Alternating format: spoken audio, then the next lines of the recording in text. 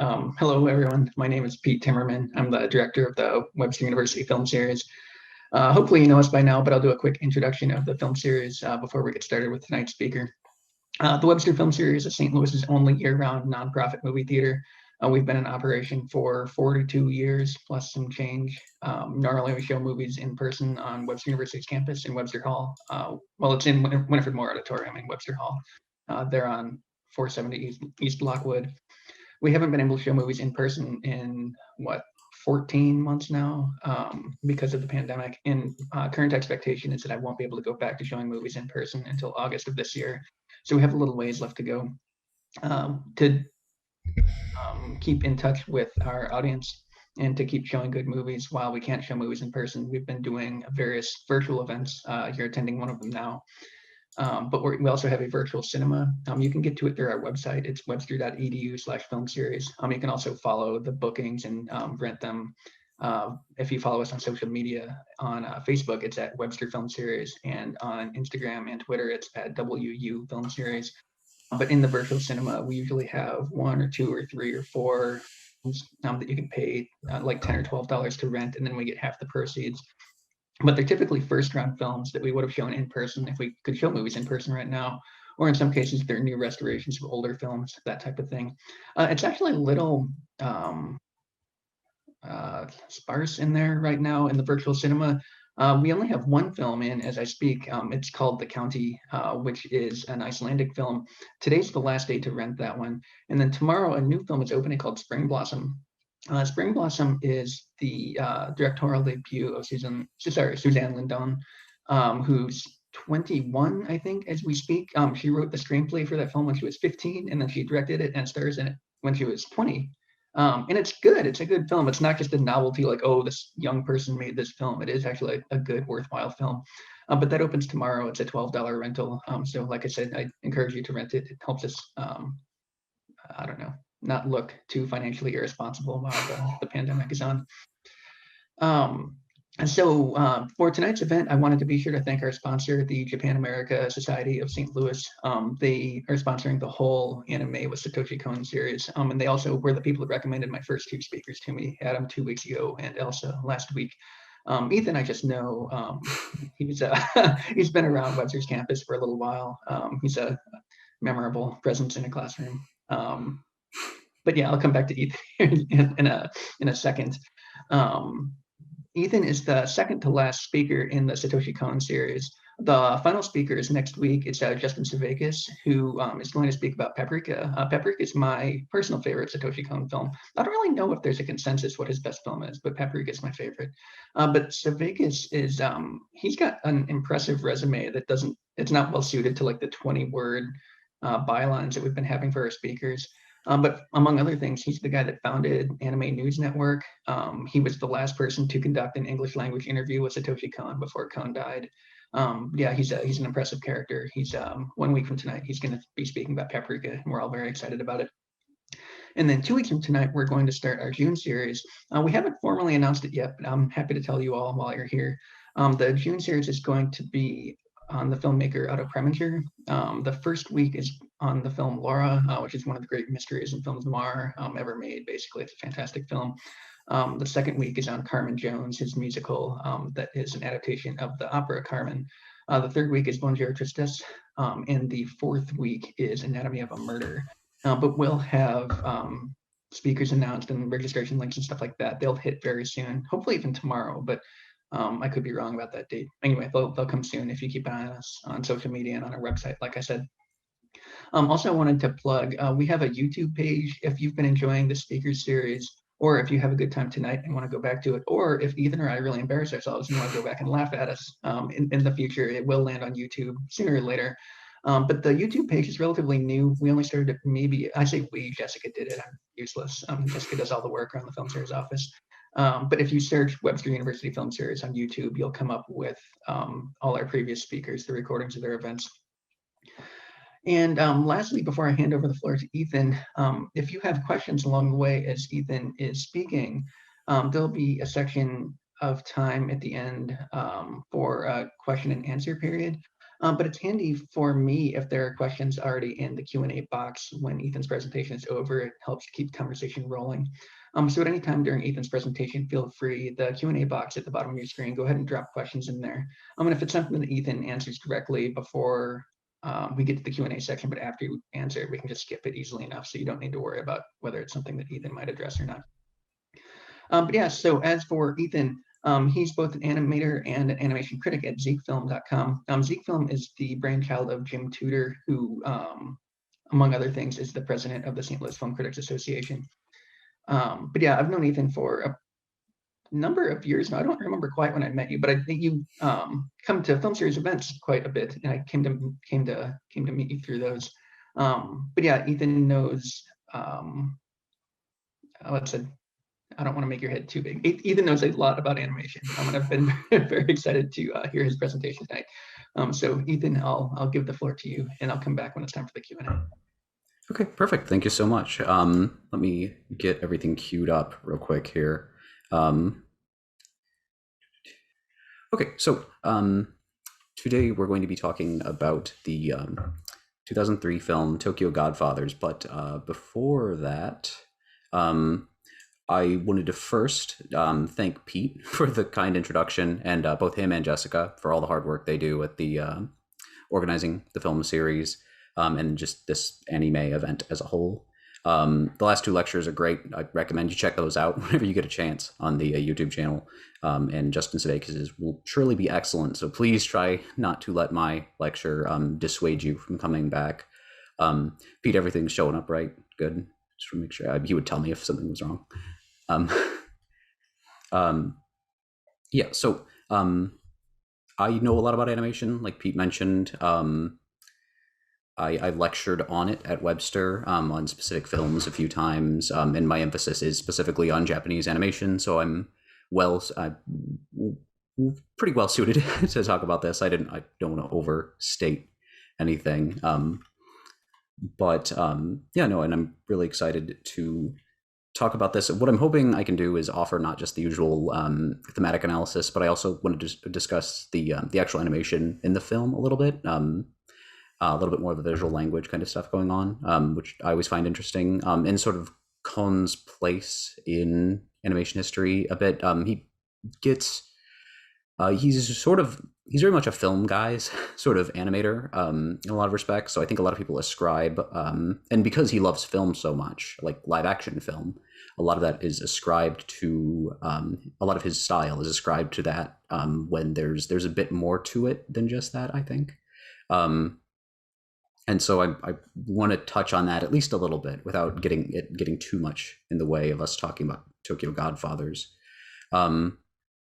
So further ado, I guess we can move into my first topic. And I'm going to kind of undercut something I'm going to say here in a minute, but we're talking about when it comes to Tokyo Godfathers, that's sort of a unique film in Kon's filmography, so 4 feature films and really 1 television series. And those 3 films and that television series, they're very different tonally and in terms of presentation, particularly his feature films are very dreamlike. And the closest one to a comedy would, aside from Tokyo Godfathers, is Millennium Actress. And that's not a comedy. It's got a few comic scenes in it, and that's about it.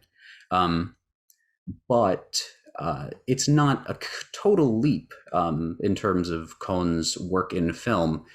Previously, he'd worked on a couple of projects. His very first project in animation and his very first screenwriting credit are on works he produced with mangaka Katsuhiro Otomo, who's best known as the director of Akira, but is also an author of the original manga Akira. But is also a very prolific manga author in his own right. And he wrote the books, he wrote the books that would be adapted into Rojin Z and World Apartment Horror. And he actually directed the World Apartment Horror adaptation.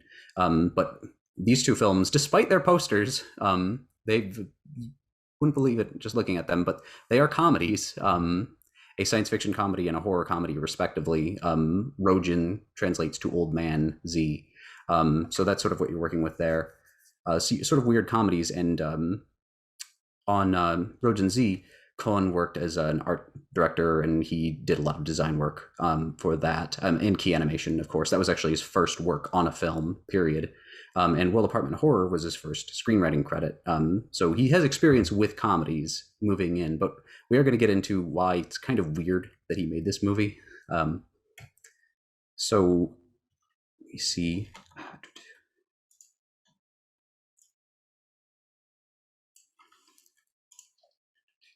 My apologies. Now, the feature discussion, which is discussion of Tokyo Godfathers. What's most striking about Tokyo Godfathers when viewed in the context of the rest of Kon's filmography is just how different it is from the rest of his work. It's an extremely loose remake of the 1948 John Ford Western, Three Godfathers, which is itself a remake of, so it goes. Tokyo Godfathers is a fairly, relatively speaking, straightforward comedy drama that, again, is largely lacking in that dreamlike soft edge that Kon draws between the real and the surreal. There are certainly moments that feel very Kon, particularly Miyuki's dream depicting her stabbing her father, and that giving way to her birth family transitioning to her new family of Hana and Gin. Oder Sachiko's breakdown has a very perfect blue sort of sense to it. But these moments are exceptions rather than the rules. However, in this case, different certainly doesn't mean bad. Instead, Kon emphasizes other elements to help better complement his narrative in this film. Of particular note is the backgrounds. And these were pushed a lot in the marketing for the film, by the way, which I always thought was an interesting decision. I think it's just more easy for people to glom onto that these are very nice digitally produced backgrounds with a lot of layers. And they are good backgrounds, but they complement the narrative of the film as well. And they very much, he's aiming for a realistic vision of Tokyo. They aren't just tracings, mind you. They're not, they're obviously taken from reference, and they exaggerate as needed, but it sort of grounds the film in a way, creating sort of a realist sense. More so, and the settings are more important, perhaps, than in Cohen's other works, I would say.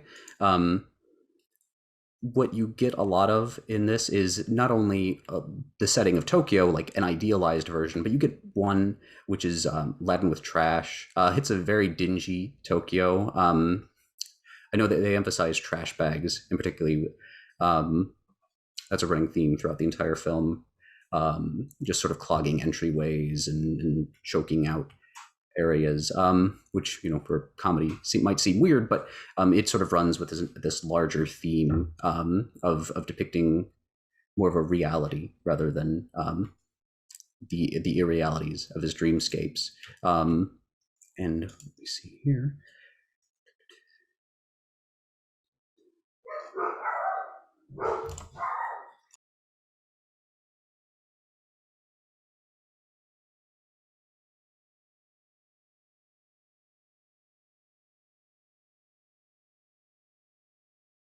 One moment. Sorry about that. Technical difficulties.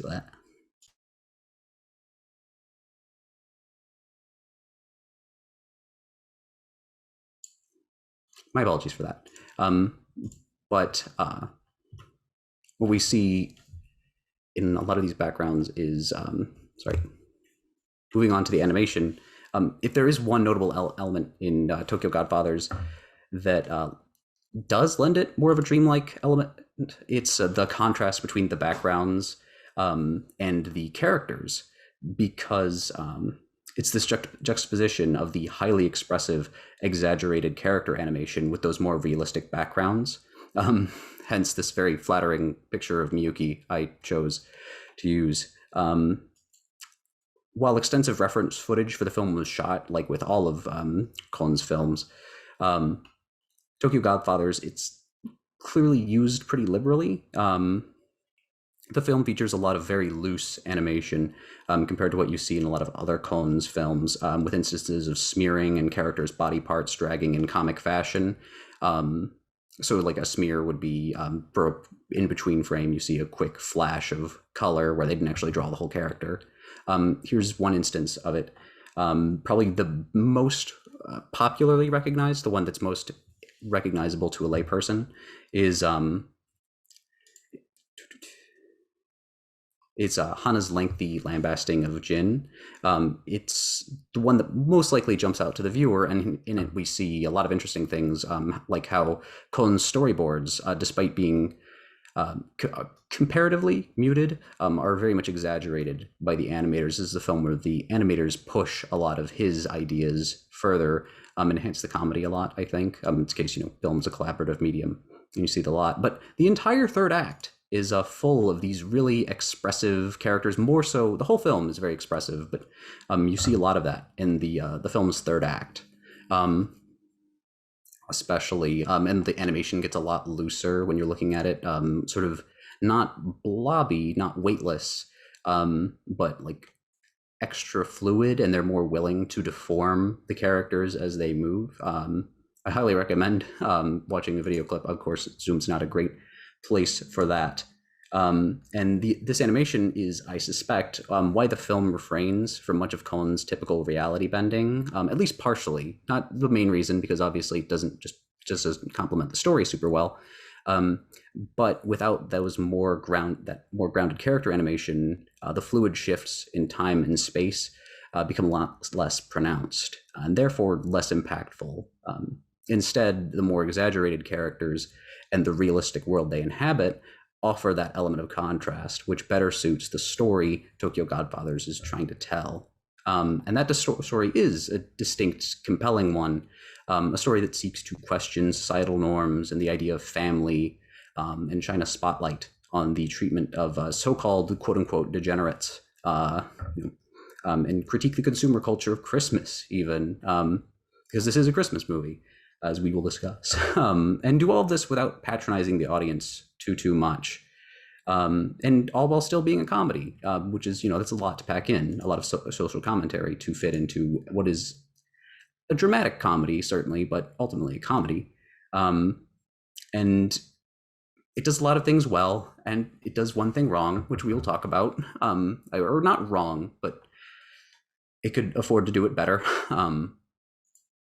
But let's first talk about that Christmas movie thing, because Tokyo Godfathers is a Christmas movie, and I think a good one, but you have to sort of understand how Christmas works in Japan. It has a relatively low population of Christians, actually, and it's not really a religious holiday in the same way it would be considered abroad. In Japan, it's a consumer holiday, which, I mean, yes, it is here as well, but more so because it lacks really any significance. There was no real transition from a more religious holiday to this holiday for this consumerist ideal. It was just sort of, that's just what it was by default. It's almost, to some people, it's more of a romantic holiday, a la Valentine's Day.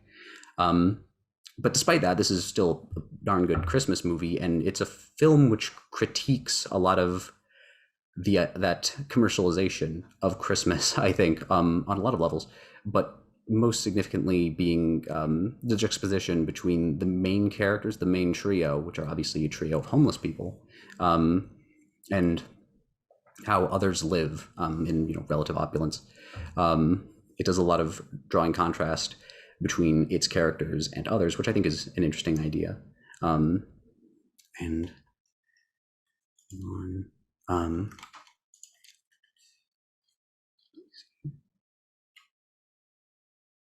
But the most obvious thematic element present in Tokyo Godfathers is that of found family, and its refutation of the idea that a traditional nuclear family is the ideal.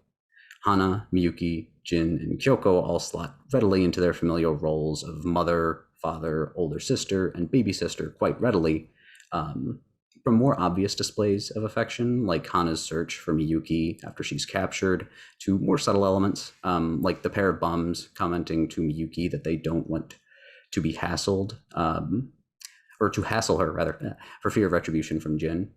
There's a sense that they sincerely care about one another, that despite instances where they can be very mean to each other or even casually cruel, it all works out so that you get a sense that they ultimately they do like each other, and they try their best to make one another's lives better.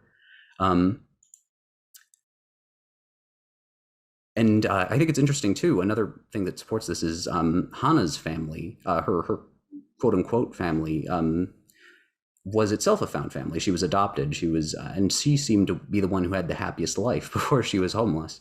Whereas the other two, they sort of were very unhappy and uncomfortable before before all this happened. And on the other side of the coin, you see more traditional family structures critiqued, particularly in the de facto antagonist of the film, I suppose. Kyoko's kidnapper in Sachiko, and her husband Yasuo, because they're framed, you see these pictures of them as a sort of happy couple throughout the film. And they do seem genuinely happy based on those pictures, but then you hear word of mouth that they're just absolutely miserable, that they fight each other or they beat each other up. And just take a drink of water. Sorry about that.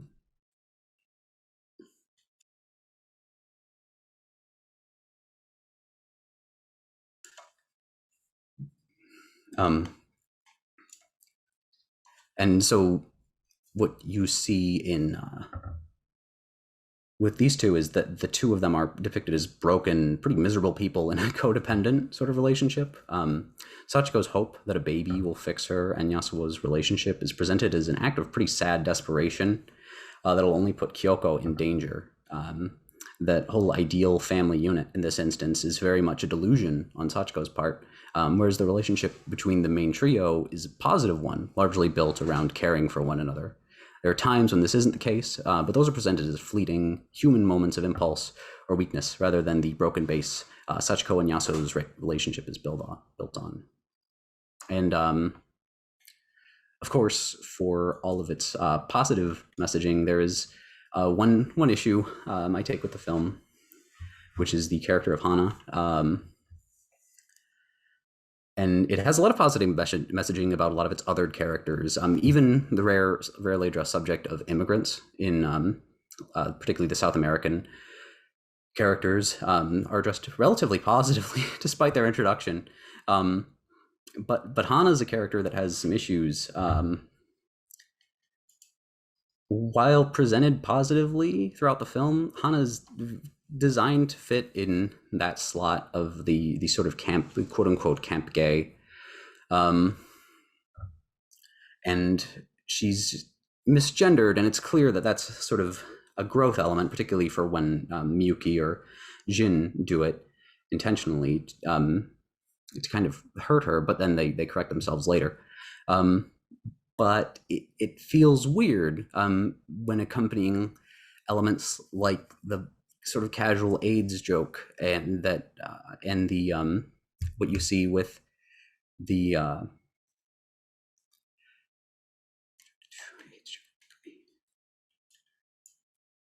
when they draw her as sort of ugly or manlike as a joke, and the joke is haha, that's an ugly person. And it's weird, especially when part of it is watching interviews and they misgender her quite a bit, and the fact that she's voiced by a cis man, and she's played in the Japanese language dub by a cis man ultimately, Yoshiaki Umegaki, and that's one element that makes the English voiceover a little bit more tolerable in that case, that she's voiced by a trans woman, which certainly enhances her character, I think. And while I think overall Hana is a strong character, and that making a trans woman a protagonist in Japanese animated film in 2003 was daring, the issues present in her depiction do harm the film, if I'm going to critique it at all, and are certainly worthy of comment and discussion. moving forward when you're talking about this film. Um, but that being said, I think despite all that, it's still very good. Still a very good film. That's just if you're going to dig into the themings of that particular character, it becomes an issue. And but here, something a bit more positive is again talking about reference footage. I did want to briefly discuss Kohn's own work on the film, just so you have some idea of what he actually did, because animation, a director who makes animation, that's sort of a nebulous idea to a lot of people. But Satoshi Kon, again, was a mangaka for years. And here's a still of him in dressed up as Hana with his wife, dressed up as Miyuki, because they actually shot the reference footage for this film. Playing those roles, I believe a producer played Gin. And not only did he do that, he did complete storyboards, as was shown earlier, and they're very, very detailed sort of storyboards. And what you see with beyond that, he recorded scratch audio. So basically, he recorded every character's dialogue for purposes of understanding how they're going to move forward. He was there for recording sessions. He wrote the film, of course. He was heavily involved in just about every element of production. So what we're seeing here is that's kind of why Kon is an auteur. Like I do believe that Madhouse pushed a lot of the animation here, like bumped it up, but Kon gave them such a great base with which to work from, that I think that's a big part of why the product is so good. Is everything he did. He's definitely one of the great members of the second generation of anime auteurs, and following the footsteps of a lot of people. There's a reason he collaborated with Madhouse for this. Madhouse is a good place for auteurs working in animation. And that being said, let's move on to questions and answers, because I just want to hear from other folks what they thought about the film, and answer any questions about it moving forward, because that should be time. Yeah, if you want to go ahead and unshare your screen, Ethan. Yeah. I've got some questions for you lined up. Oh, and looks like one's coming in already. I'll go ahead and start, though. I wanted to go back to your discussion of this being a Christmas film. That was one of the things that stuck in my head in viewing and reviewing it. Is I'm curious how religious you see this film to be. Like you talked about the low Christian population in Japan. It's something like 1%, like it's a very small population of Christians. And then you talked about how like Christmas is celebrated, or not celebrated as the case may be, but there are shades of like Jesus and like the three wise men and stuff like that in the story. Of course, this is a loose adaptation of the Western novel, the Three Godfathers, but still I feel like you could read this not just as a Christmas film but as a Christian film. I was wondering if you had thoughts on that. I've been considering that, because I'm not entirely sure. I can't tell if it's that's the thing, is because it does clearly believe, like, the emphasis on coincidence. Definitely, there's an easy analogy to make there in The Miraculous. A series of coincidences that are positive. That's basically just what a miracle is. But at the same time, I can't tell if it's trying to play. That's the thing. I think it's playing it straight, but at the same time, it almost feels like a farce. Like it's not poking fun at the idea, but using it more as a means of making this playful story make sense to an outside viewer. I think more than anything, it's using that as a reference point to its larger narrative, so that it's easier to digest this idea of the miraculous coincidence. And yeah, because so little attention is actually paid to little Kyoko outside of a few scenes, that it might be there, but it's so relatively small in its contribution to the plot that I don't think it's like, I wouldn't call it a hugely Christian film if I did call it a Christian film, I guess. Do you think it's a religious film? I mean, like outside of Christianity, is it religious in a broader sense? In a broader sense, that's a good question. I don't personally see it. I don't see, but again, that might be my own lack of background with Buddhism or any other religion, really. Got that one out there eventually. I I wouldn't say so, but there might be.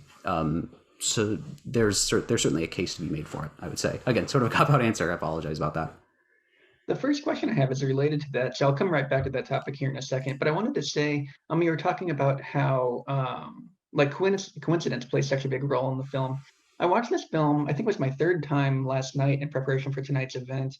And I was in kind of like a haze of sleep deprivation. But last night specifically, it reminded me very much of Paul Thomas Anderson's film Magnolia, which also plays very heavily on coincidence. But that's kind of the great early Paul Thomas Anderson theme is that of the found family. Like it's against nuclear family. It's a pro, families where you find it, which again is very strongly like thematically laid out here, which again was something that you talked about.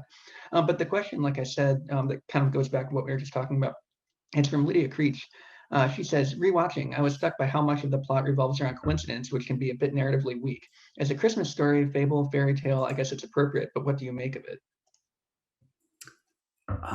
Let me reread the question too. I'm sorry, I kicked it over to answered. No, it's all good. I was trying.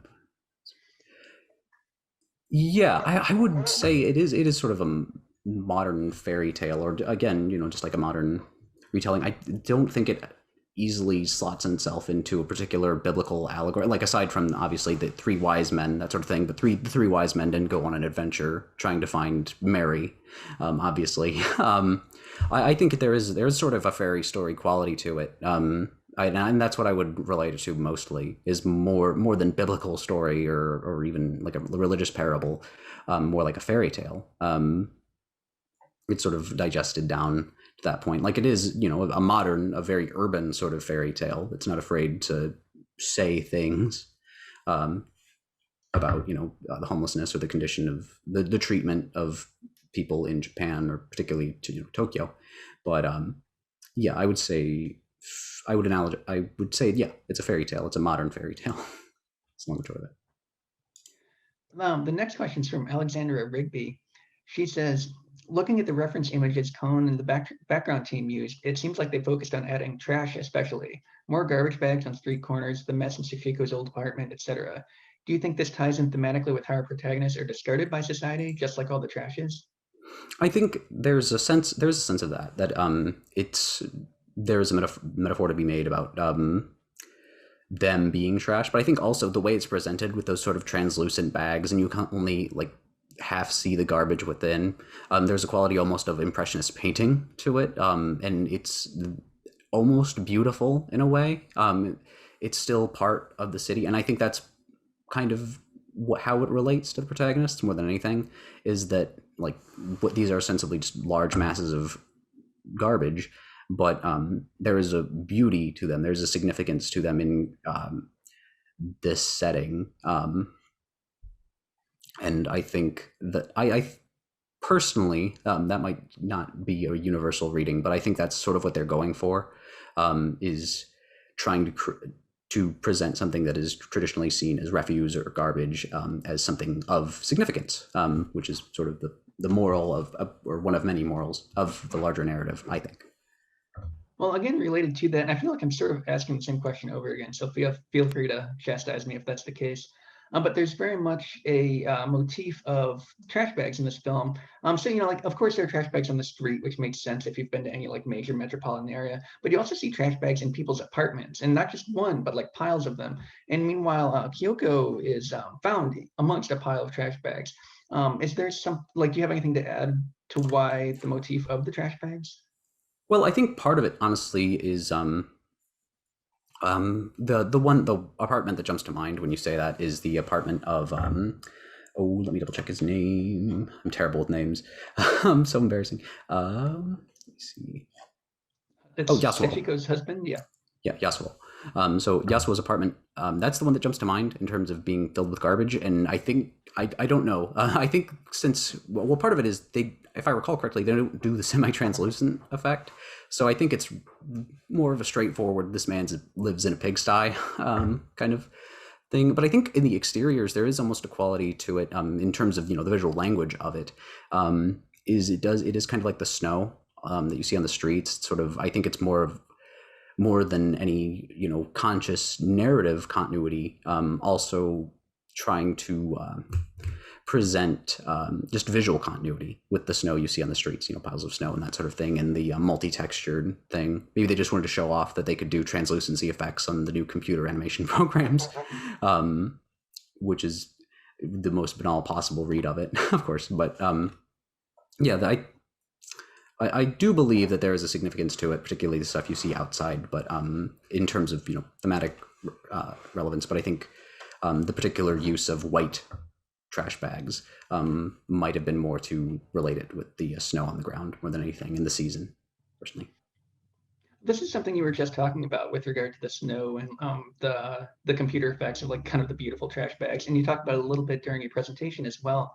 But I feel like if you compare the animation in this film to the animation we saw 2 weeks ago in Perfect Blue, so everybody loves Perfect Blue. It's not my intention to criticize that movie. But I feel like the animation there is very rudimentary, where the animation in Tokyo Godfathers is very like fluid and beautiful. And most of that, I think, is just due to the budget. Perfect Blue is made on a fraction of the budget that Tokyo Godfathers was. But still, I thought it would be interesting with your background in animation if you can trace the evolution of Cohn's like style and technique in animation from that film. Like, how did he get from the kind of chunky, almost like Flintstones-esque animation of Perfect Blue to the very fluid, kind of like Disney Miyazaki style of Tokyo Godfathers? Well, a big part of it is the studio too. Is this was animated by Studio Madhouse, and Studio Madhouse was basically it's the best, the pinnacle of animation studios. That's where you saw one of the first major leaps in the development of television animation with Ace Wanare in the 70s, 73, I believe. And you see that's where when I talk about the first generation of anime auteurs, that's where they were working, was at Madhouse. And also you have to remember, not only was Perfect Blue made on a fraction of the budget, it's about intent. Because a lot of people, when they were first making Perfect Blue, the idea wasn't even that it was going to be a feature film too. It's an OVA. So not only are you working, obviously they knew they were shifting over to a feature, but on some level you recognize the intent of what you're making. It sort of gets in your head. So Can I interrupt you for a second? Can you define OVA? I'm not sure that. Oh, I'm so sorry. An OVA stands for original video animation. It's basically it just means like a direct-to-video film, but it lacks the stigma that it has in the States. It's usually something that's sort of lower, not quite high enough budget to make it to the movie theater, but still something you could put on video. And a lot of great OVAs do exist. That's what a broad statement. A lot of good things exist. But no, I think when you're approaching it from the perspective of initially this is going to be made for somebody to slot into their VCR and watch on television, a little bit less care is taken with it. But at the end of the day, I think you kind of hit the nail on the head with a big issue is just budget. You just can't afford as many in-between frames a lot of the time. That's all it is. Do you see him growing though between Perfect Blue and this? Well, I see him personally. Well, that's the thing. It's difficult to contrast the two. I think Millennium Actress and Perfect Blue, you definitely see a lot of growth there. And I would argue in between Millennium Actress and Paprika, you see a lot of growth. Tokyo Godfathers is so stylistically different that what he's trying to do with the animation in this film, like it changes dramatically from scene to scene, depending on.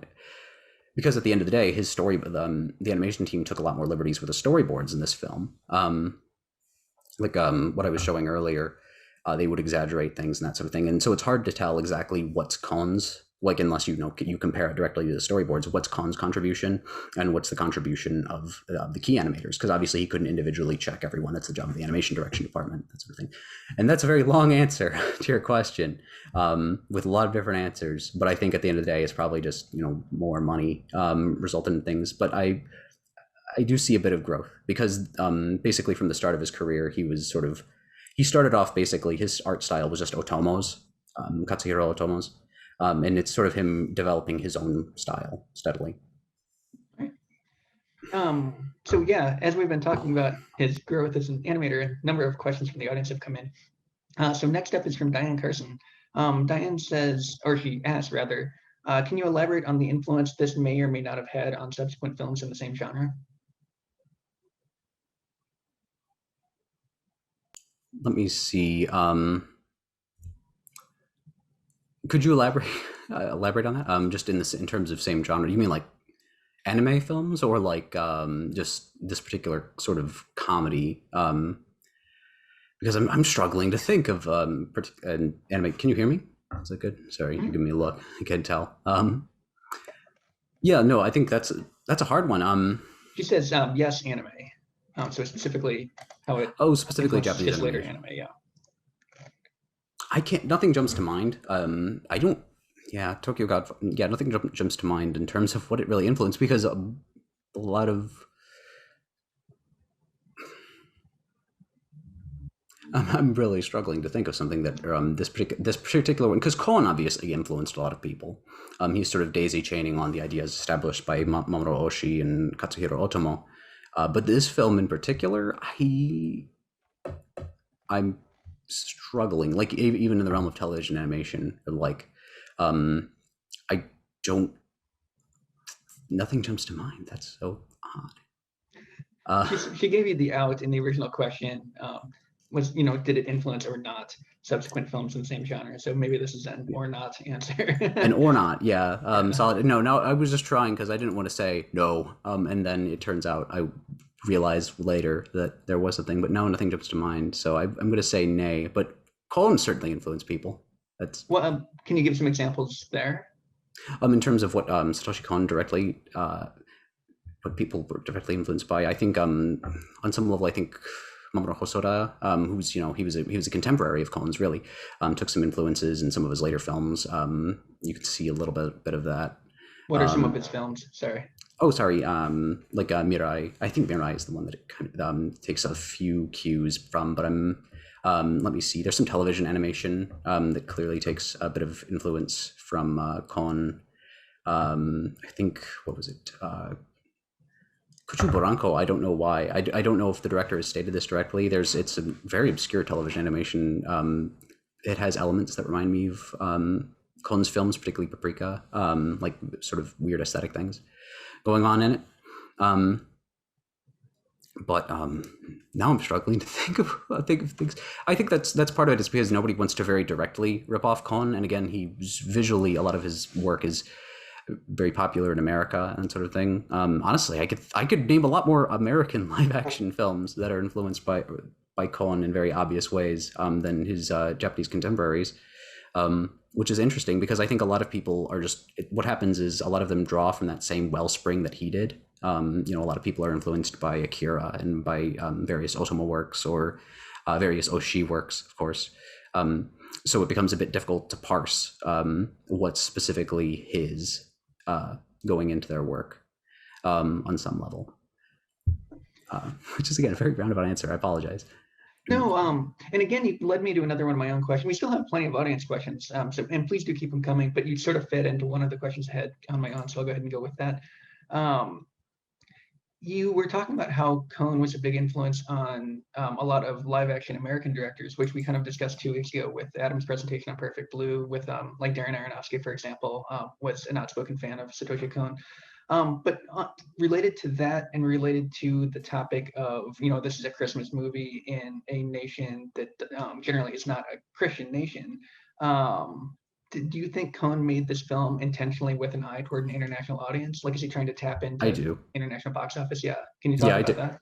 I definitely think that because Sony wanted this film for international release, and I think at this point he'd been pretty firmly established as an international presence. I really thought he started doing that as early as Millennium Actress because his emphasis, particularly because there's some Ozu stuff in there, but there seems to be an emphasis on a lot of those jidaigeki sort of period pieces that American audiences would recognize, or like the visual references of Godzilla and that sort of thing. Like, here's the Japanese films that the Americans would get, and here's kind of why we could whitewash like Manchuria and that sort of thing. Yeah. to make it a bit more palatable to international audiences. And I've always kind of felt that. I feel like Perfect Blue is probably his most Japanese film, or the one that was most clearly designed for Japanese audience. He wasn't expecting it to get exported, and it was such a big hit after that as time went on, he started making films with the expectation of exportation. And I think Tokyo Godfathers is definitely one of those. But at the same time, it's a little weird because it's very adult. That you see bare breasts in it and that sort of thing, which you wouldn't think would fly for a Christmas film.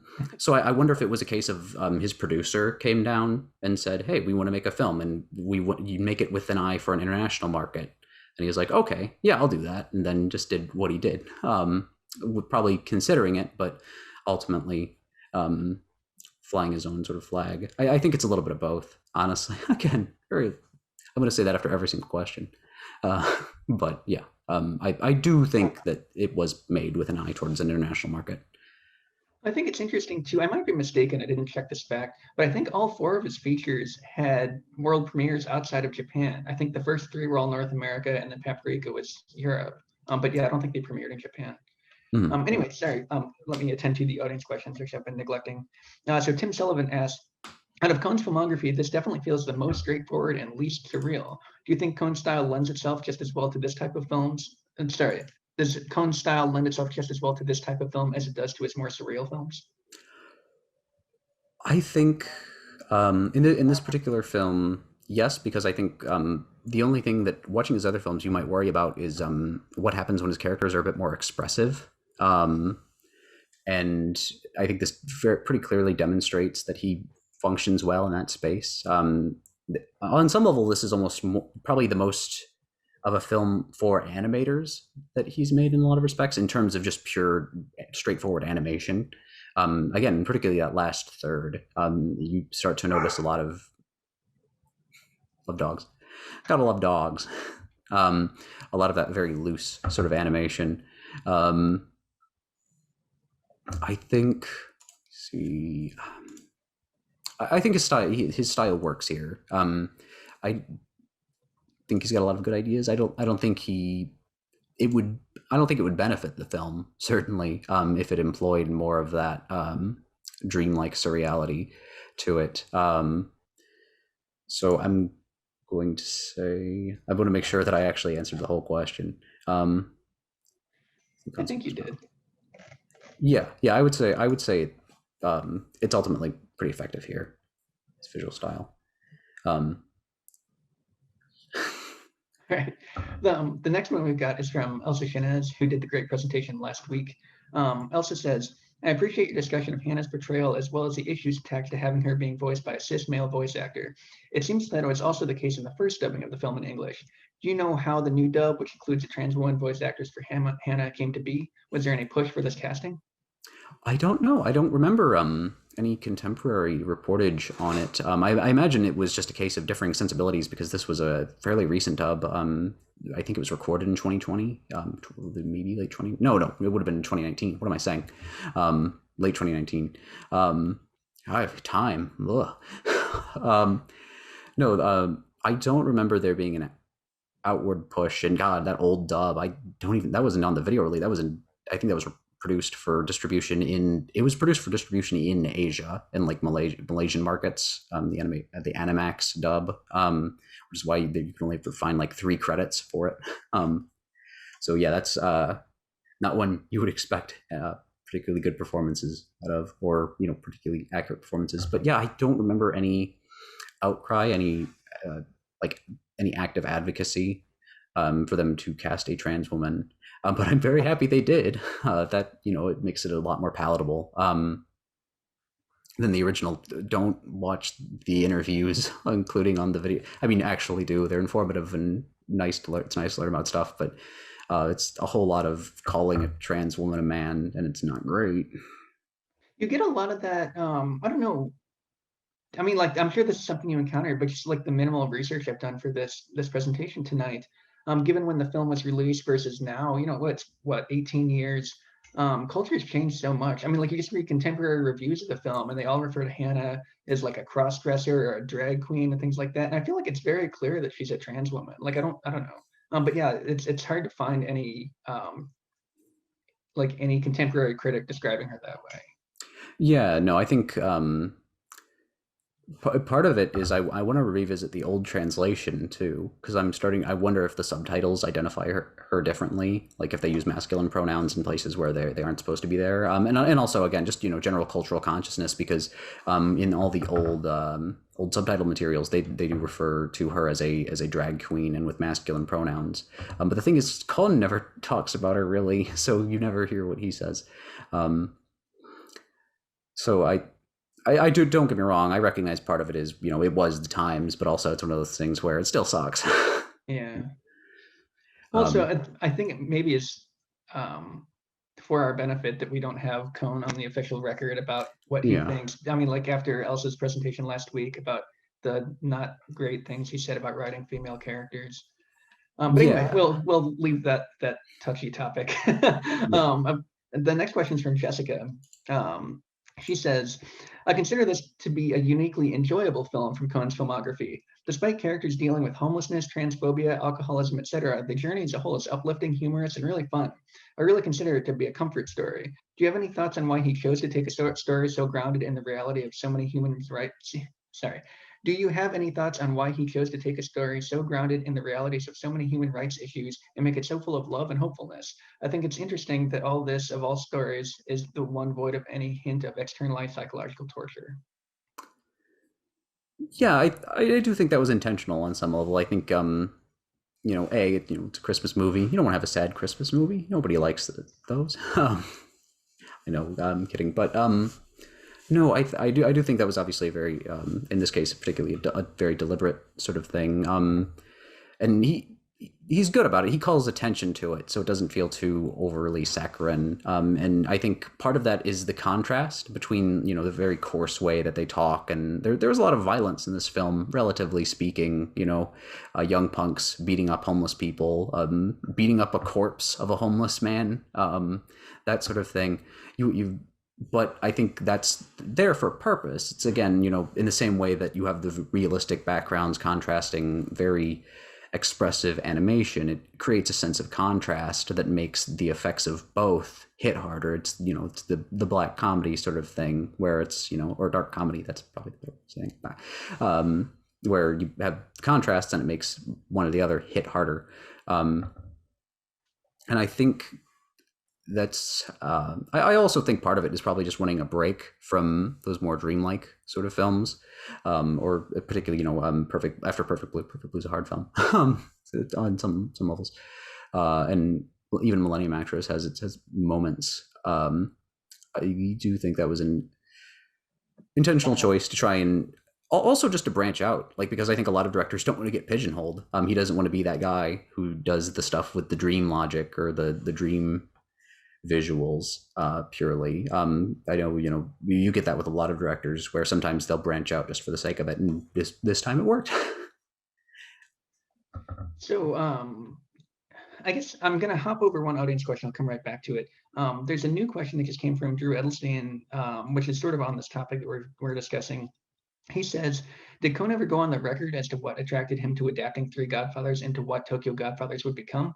It feels like such a unique case of adaptation, so I've always been curious about what motivated him to create it."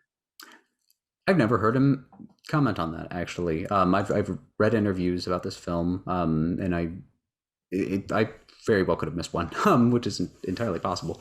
But I've never actually seen him comment on the Three Godfathers connection in any great detail, outside of maybe like a casual mention. I mean, obviously, yeah, it does seem like a pretty unique way of going about it, taking this Western novel and making it an urban film set in Tokyo. I'm assuming it's just a case of a very loose adaptation, a la Perfect Blue, where it's, I mean, even looser than Perfect Blue, obviously, even just a case of basing it on an existing thing, technically, so you can base it on an existing thing. But no, I haven't seen him actually comment on why that particular story. Do you know?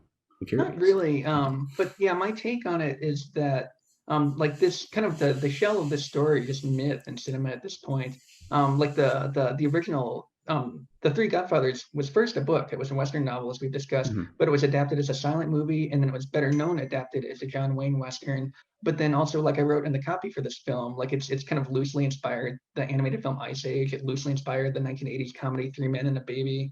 Like it gets kicked around in cinema a lot to where like kind of the broad overview of the story. It's just one of those things that gets made, like it's almost its own genre at this point. It gets made and made and made again. But yeah, I don't Mhm. know. I haven't seen anything specific to what attracted Cohn to it.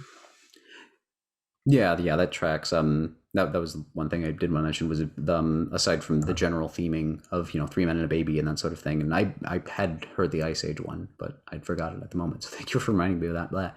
Um, that whole concept, how it's done there, I think, yeah, it's just almost just a common language in cinema. Is this idea of three people just raising a baby? So our next question is from Kay McNelly. Kay asks, could you comment on Hannah's habit of making haiku during quiet scenic pauses? It seems at odds with her otherwise campy portrayal. I think that's playing into her campy betrayal because it's meant to be a very performative sort of idea because the idea is, especially since she's a singer, she's a performance artist ostensibly. I think it's just more playing into that because that is often a feature of more theatrical sorts of characters in Japanese media. You see them making up haiku, and usually they're the butt of some joke in some capacity, that they're just being very melodramatic. And I think that fits her personality. She's a very melodramatic person overall.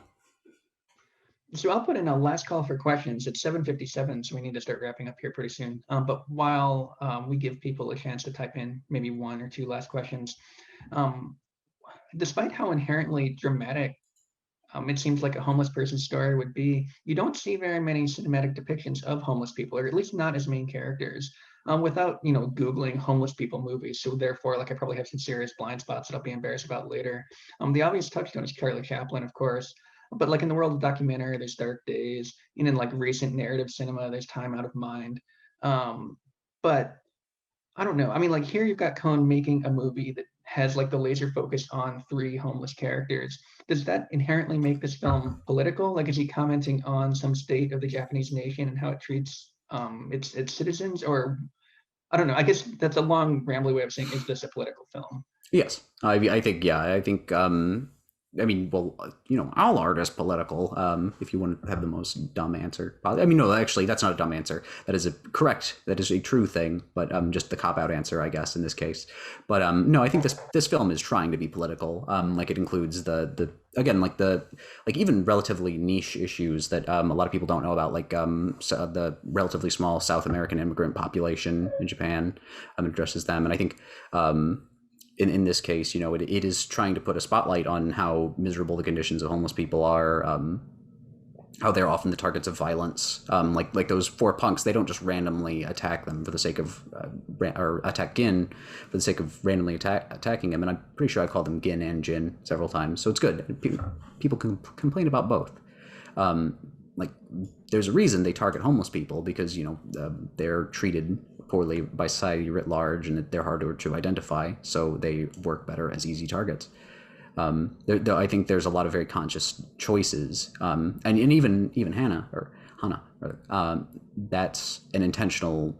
That character was an intentional decision, and again, for 2003, I do still think it is impressive to include a trans woman character in your film. Again, I just think that not even like consistently, but there are just enough moments for it to and be uncomfortable with her.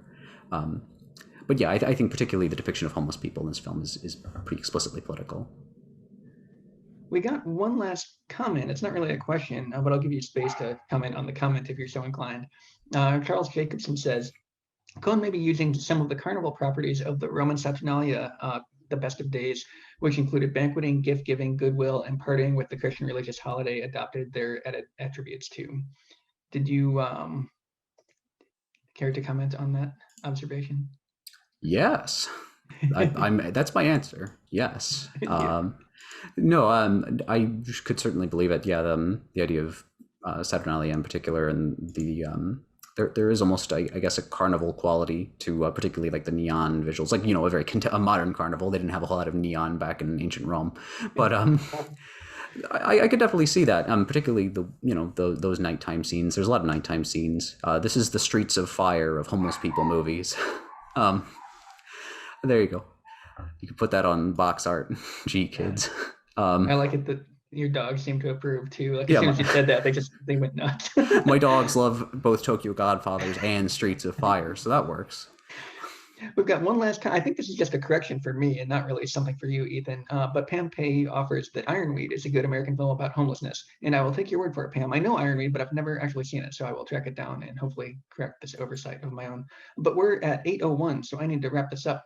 So Ethan, thank you so much for your presentation tonight, and to the audience, thank you so much for coming. Please do come back next week for Justin Sudeikis on Paprika. But yeah, thanks again, and I'll see you next week, everybody.